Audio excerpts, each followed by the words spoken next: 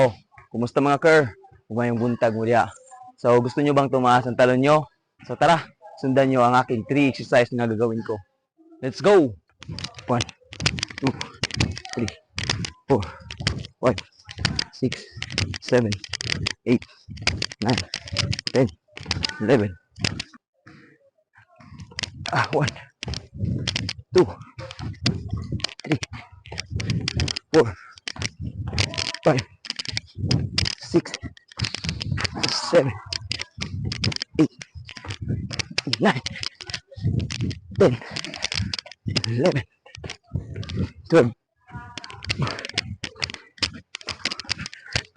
6, 7, 8, 9, 10, 11, 12, 13, 14, 15.